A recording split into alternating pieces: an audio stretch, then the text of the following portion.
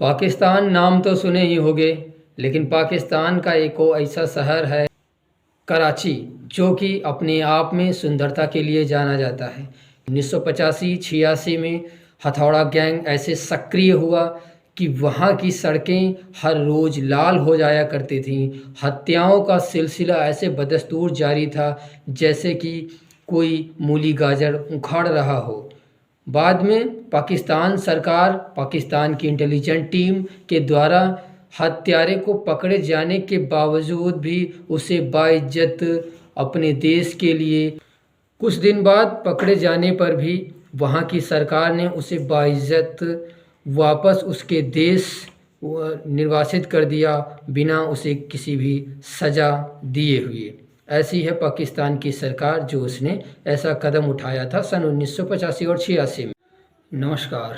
जी हाँ, नमस्कार। मेरा नाम अमित कुमार, स्वागत करता हूँ आपका अपराधपुर के इस यूट्यूब चैनल पर।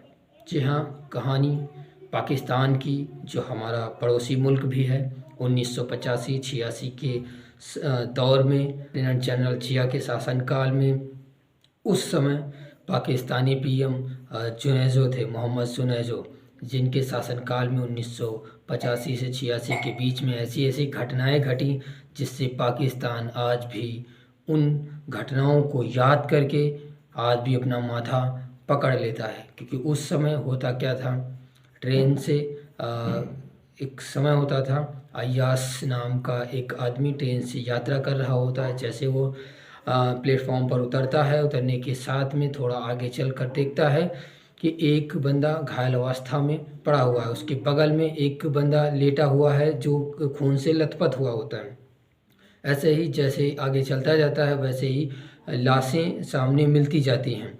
ये क्या हो रहा था, कैसे हो रहा था, ये नहीं पता होता था, क्योंकि उस समय पाकिस्तान का अमेरिका के साथ में संबंध अच्छे थे और अमेरिका उसी समय भारत से उसके संबंध खराब थे। क्योंकि उस समय जो है आपका पोखरण परीक्षण हुआ था, जिस वजह से इन दोनों के टकराव की वजह से रिश्ते खराब हो चले थे। पाकिस्तान में लीबिया के लोग फ़्लाइट से सुबह में आते, शाम को वहाँ की सड़कों को खून रंग कर लाल कर जाते। उस शासनकाल में खामियाजा तो भुगतना पड़ा बेघर लोगों को, मज़दूर लोगों को और जो भीख मांगते थे उन लोगों को। क्योंकि रोज़ कम से कम अप्रैल के सीज़न में 8 से 10 हथौड़ा की चोट से लोगों को लहूलुहान कर दिया जाता और उन्हें मार दिया जाता था।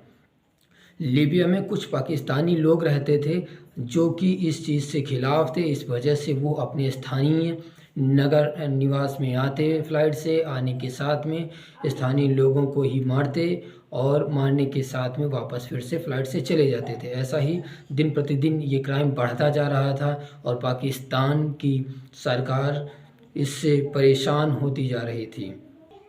पाक लीबिया होल्डिंग टीम के नाम से उसने एक जांच गठित की, जिसमें लीबिया होल्डिंग का जो प्रभारी सर्वेसर्वा था वो आपका अम्मार नाम का शख्स था, जो लीबिया में रहकर वहाँ से टीम को कंट्रोल कर रहा था। कंट्रोल करने के साथ में पाकिस्तान में जितनी भी क्राइम से रिलेटेड एक्टिविटीज़ होती थी उनको वो वहीं से हैंडल करके, खुफिया गैंग का पता नहीं लग रहा था कि कौन इस चीज़ में मददगार हो रहा है और किस व्यक्ति के द्वारा ऐसा किया जा रहा था। क्योंकि ये चीज़ें जो है सीक्रेट तरीके से की जा रही थी। लेकिन एक भीख मांगने वाले जो कि लहूलुहान हो चुका था और इस चीज़ को इस दर्द को झेल चुका था, इस वजह से उसने इन लोगों की मदद करी और इन्हें बताया कि कैसे वो लोग आते हैं, आने के साथ में कुछ वजन चीज़ से वार करते हैं और वार करने के बाद, लहूलुहान करने के बाद में वो वहाँ से गायब भी हो जाते हैं। एक एक जगह पर 9-9, 10-10 लाशें बिछा देने के साथ में वो आगे निकल जाते थे।